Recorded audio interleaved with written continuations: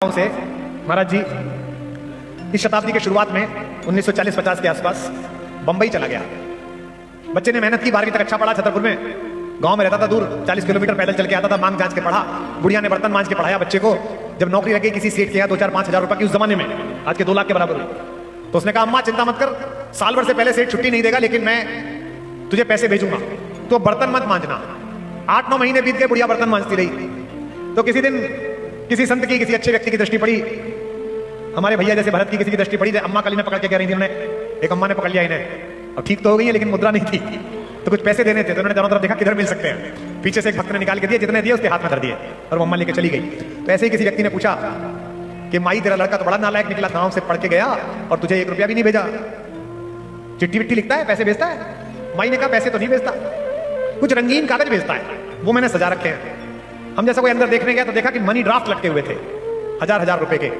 बस यही एक बात कह रही है सनातनियों, तुमने अपने घर में करोड़ों रुपए के ड्राफ्ट रखे हुए हैं ग्रंथों के रूप में, और तुम पश्चिम में 2-2 रुपए की भीख मांगने जा रहे हो। ये तुम्हारा सोना है, ये तुम्हारा शयन है। जो धीरेन्द्र कृष्ण शास्त्री कर रहे हैं, कुछ नहीं कर रहे हैं, केवल यही कर रहे हैं कि सोई हुई एक प्रजाति है जो अपने गौरव को भूल रही है। ये हनुमान जी के सेवक जरूर है, पर हनुमान जी नहीं है, ये जामवंत है। ये लाखों की भीड़ में जाकर तुमसे यही पूछते हैं कि कहां चुप साध रहे बलवाना, तुम क्यों चुप हो? तुम्हारे अंदर ये अमृत का तत्व है, यह सोना इतना गहरा है।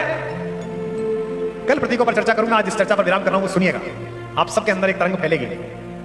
माता के गर्भ में 9 महीने बालक सोता है और प्रतिदिन कहता है कि बस भगवान एक बार बाहर निकाल दे इस अंधेरे से, फिर मैं तेरा भजन करूंगा, फिर तेरा नाम याद रखूंगा। आपने देखा होगा छोटा बच्चा जब पैदा होता है तो 2-3 महीने तक बिना बात हंसता है, बिना बात रोता है, तो भगवान से बात कर रहा होता है। हाँ बस भगवान, बस बोलना आ जाए, उसके बाद शुरू कर दूंगा, अभी तो बोल नहीं पा रहा।